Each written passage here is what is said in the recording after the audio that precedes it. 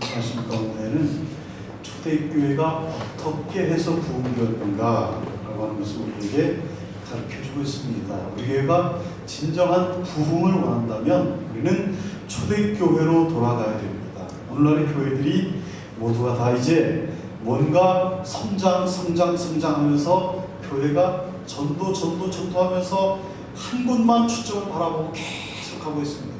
그러다 보니까 이제 매너리즘에 빠졌어요, 교회가. 그러다 보니까 정말 우리가 나갈 곳은 어디인가. 그래서 이 해마다 어떠한 특별한 목사님들이 나와서 이거 하니까 교회가 성장하더라, 이거 하니까 하더라 그러면은 이쪽으로 쏠렸다가 저쪽으로 쏠렸다가. 제가 울산에 있을 때 멕시코에서 부산 해운대에서 두 날개 컨퍼런스라는 그러한 어느 선교사님이 성경 공부를 가르치는데 거기에 장장 모인 목사 수만 14,000명이 모였더라고요. 그러니까 우리나라에 전국에 있는 목사들이 이거 하니까 교회가 성장한다더라. 그러니까 그냥 구름대와 같이 모이는 거예요. 그런데 보니까 정작 그것을 도입을 해서 성공했다라고 하는 교회는 그렇게 많지가 않습니다. 성공을 바라는 영혼은 그렇게 높은데 진정한 부흥이라고 하는 것이 하나님께서 시켜주는 것이지 사람이 노력을 해서 되는 것이 아니라는 것을 보여주는 게 아닌가 싶습니다. 우리는 교회가 교회의 본질을 회복하고 교회가 교회되게 하는 것이 진정한 이 시대에 하나님의 부름받은 우리들의 사명이 아닐까 싶습니다. 우리는 사도행전을 성령 행전이다 이렇게 말을 합니다. 예수님께서 부활하시고 승천하시고 약속하신 성령을 보내주시고 마가의 다락방에서 120문도가 모여서 함께 기도할 때 성령의 불의 혀같이 갈라지는 그러한 역사를 경험한 사람들은 세상에 두렵지 않았습니다. 이제 생명을 걸고 복음을 증거하는 주님의 용사들로 십자가의 군병들로 변화가 되었습니다. 우리가 교회의 본질을 회복하고 하나님 말씀에 온전히 서 있으면 교회는 성장할 수밖에 없습니다.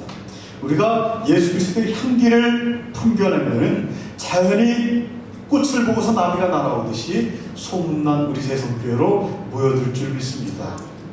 교회의 본질을 회복한 교회는 성장할 수밖에 없습니다. 왜냐하면 성령께서 주관하시기 때문에 그렇습니다. 사람이 한 것 같지만 성령께서 우리에게 시간마다 때마다 명령하시고 인도하시고 우리가 기도로 갈 때 하나님께서 우리를 올바른 길로 가도록 채찍을 가해 주시기 때문에 그렇습니다.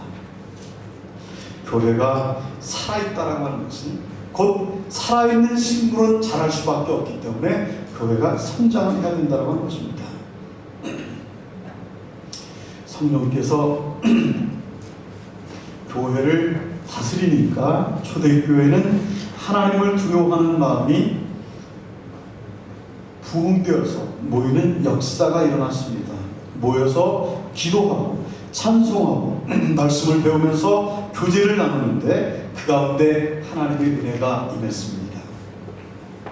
문제는 은혜입니다. 오늘날 우리가 모이기를 힘쓰지만 그 가운데 어떻게 하면 하나님의 은혜가 임하고 성령의 역사가 임할 수 있을까? 우리가 오늘 말씀을 통해서 살펴보면서 우리 교회도 진정한 초대교회의 모습을 닮아가는 그러한 교회의 모습을 회복하는 교회가 되었으면 하는 바람입니다. 초대교회의 부흥의 모습을 살펴보면서 우리 교회에게 원하시는 하나님을 원하시는 모습을 찾아봅시다. 첫 번째는 하나님을 경외하는 정신이 부흥을 일으켰습니다.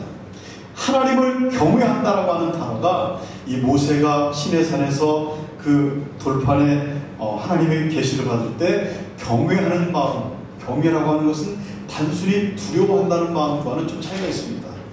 두려워함을 느끼게 하면서도 존경하는 마음. 그러니까 하나님이 단지 무서운 존재만은 아니에요. 자는 하나님은 구약의 하나님은 무서운 하나님으로 이렇게 인식하는 분들이 있는데 그러한 반면에 신약의 하나님은 얼마나 사랑이 많으신 하나님이십니까? 얼마나 은혜가 넘치시는 하나님이십니까? 그래서 우리는 하나님을 삼위일체 하나님을 페르소나라고 이렇게 말을 합니다. 이것은 가면이라는 뜻이에요. 삼위일체 하나님을 한 면만을 보는 것이 아니라 삼위일체 하나님의 그 성부 하나님의 모습과 성자 예수님의 모습과 성령님의 모습을 다 하나님의 모습으로 우리의 마음 가운데 품어야 된다는 것입니다. 성부 하나님은 아버지의 마음을 우리에게 잘 보여주셨습니다. 성자 예수님은 아들의 마음으로서 하나님의 아들로서의 마음을 우리에게 보여주셨습니다. 성령님은 약한 자를 돌보시고 강하게 세워주시고 일으켜주시는, 힘을 주시는 보혜사 성령으로 우리를 위로해 주시는 하나님으로 우리에게 각인되어 있습니다. 우리는 이 하나님의 모습을 잘 회복을 해야 됩니다.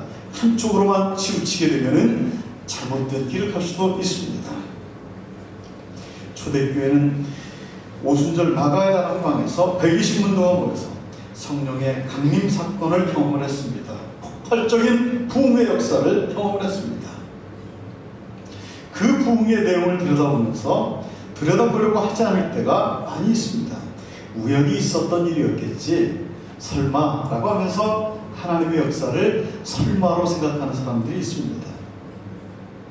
성령께서 역사하시니까 사람들이 하나님을 두려워하는 마음이 생겼다고 했습니다.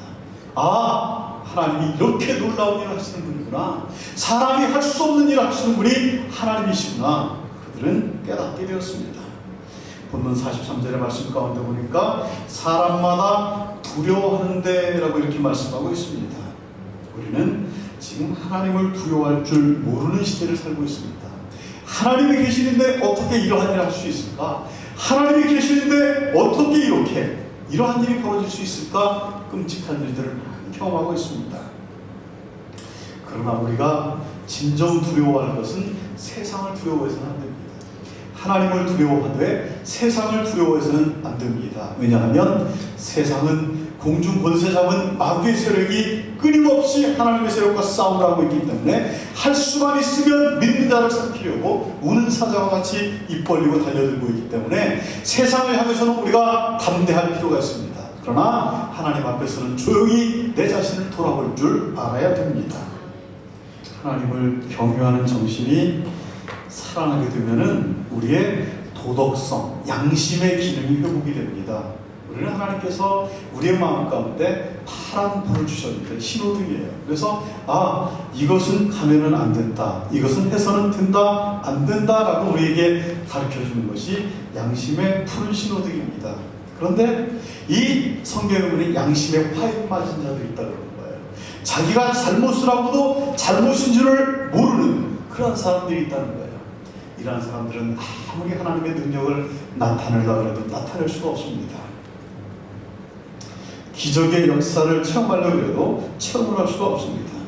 우리는 하나님을 두려워할 줄을 알아야 되는데, 구약의 율법은 곧 최소한의 법규와 같은 것입니다.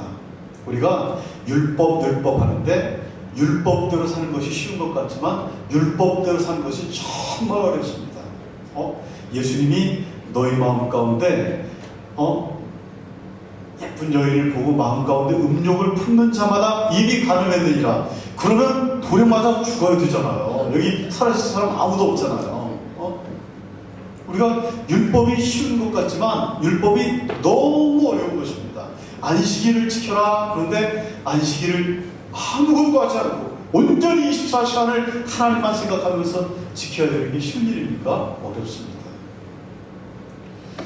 고신에 가면 요즘은 고신식이 우리나라 제일 보수적인 교단이잖아요. 제가 처음에 경험을 했을 때는 고신교회에 몇 번 출석을 했는데 토요일날 빨래를 다 해놓고 토요일날 먹거리 다 준비해놓고 주일날은 아무것도 안 해야 되겠다라고 하면서 다 준비를 해놓고 이렇게 주일을 만든 걸 봤습니다. 그런데 세상이 다원화되다 보니까 어떻게 가능한 일입니까? 주일날은 버스도 안 타야 된다 그러면서 걸어 다녀야 된다는데 가능한 일입니까? 주일날은 기름도 지출 안 해야 되니까 토요일날 만땅 채워놔야 되는데 가능한 일입니까? 그러면서 서서히 변화가 되고 깨지기 시작한 게 보수적인 교단이 깨지는데, 부산에 가면은 울산이나 부산이 고려신학파의 그 원산지인데 그 교회도 드럼이 있어요. 우리나라는 어느 교회 가나 드럼이 다 있어요. 왜? 이거 하니까 부흥이 되더라. 그러니까 그냥 다 하는 거예요.